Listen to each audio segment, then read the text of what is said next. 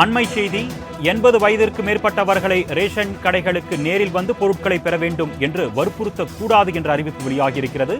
நியாய விலைக்கடை பணியாளர்களுக்கு உணவு பாதுகாப்புத்துறை இந்த எச்சரிக்கையை விடுத்திருக்கிறது. அண்மை செய்தியை நாம் பார்த்துக் கொண்டிருக்கிறோம். 80 வயதிற்கு மேற்பட்டவர்களும் ரேஷன் கடைகளில் நேரில் சென்று பொருட்களை பெற வேண்டும் என்று ஏற்கனவே தகவல் வெளியான நிலையில் ரேஷன் கடைக்கு வர இயலாத முதியவர்கள் அவர்களால் அங்கீகரிக்கப்பட்டு கடிதம் வழங்கப்பட்டவர்கள் மூலம் பொருட்களை பெற்றுக்கொள்ளலாம் என்ற அறிவிப்பும் வெளியாகியிருக்கிறது. ஏற்கனவே இருந்த நடைமுறை தொடரும் என்றும் உணவுத்துறை தற்போது விளக்கம் அளித்திருக்கிறது. அண்மை செய்தியாக பார்த்துக் கொண்டிருக்கிறோம். 80 வயதிற்கு மேற்பட்டவர்களை ரேஷன் கடைகளுக்கு நேரில் வந்து பொருட்களை பெற வேண்டும் என்று பணியாளர்கள் வற்புறுத்தக்கூடாது என்று நியாய விலைக்கடை பணியாளர்களுக்கு உணவுத்துறை தற்போது எச்சரிக்கை விடுத்திருக்கிறது. அண்மை செய்தியாக பார்த்துக் கொண்டிருக்கிறோம். இதுகுறித்த கூடுதல் விவரங்களை செய்தியாளர் நந்தினி வழங்க நாம் கேட்கலாம். வணக்கம் நந்தினி, இந்த அறிவிப்பு தொடர்பான கூடுதல் விவரங்கள்.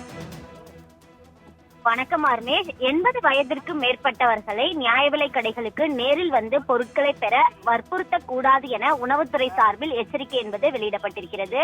80 வயதிற்கு மேற்பட்டவர்களும் ரேஷன் கடைகளில் நேரில் சென்று பொருட்களை பெற வேண்டும் என உணவுப் பொருள் வழங்கல் துறை சார்பில் உத்தரவிட்டதாக செய்தி வெளியான நிலையில் நடவடிக்கை என்பது மேற்கொள்ளப்பட்டிருக்கிறது.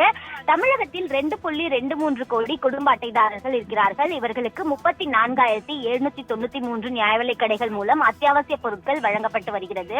ரேஷன் கடைகளில் 80 வயதிற்கு மேற்பட்ட முதியவர்கள் வர இயலாத காரணத்தால் அவர்களால் அங்கீகரிக்கப்பட்டு கடிதம் வழங்கப்பட்டவர்கள் நேரில் வந்து பொருட்களை பெற்றுக் கொள்ளலாம் என கடந்த 2 ஆண்டுகளாக இருந்து வந்த நிலையில் தற்போது கைரேகை பதிவு மற்றும் கருவிழி ரேகை பதிவு உள்ள நிலையில் ரேஷன் அட்டையில் பெயர் உள்ள 80 வயதிற்கு மேற்பட்டவராயினும் நேரில் வந்தே பொருட்களை பெற்றுக் கொள்ள வேண்டும் என வாய்மொழி உத்தரவு போடப்பட்டதாக செய்திகள் வெளியாகியது.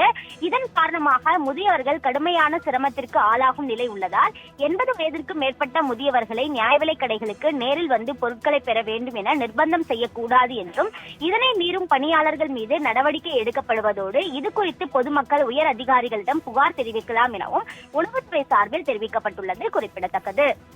விவரங்களுக்கு நன்றி நந்தினி.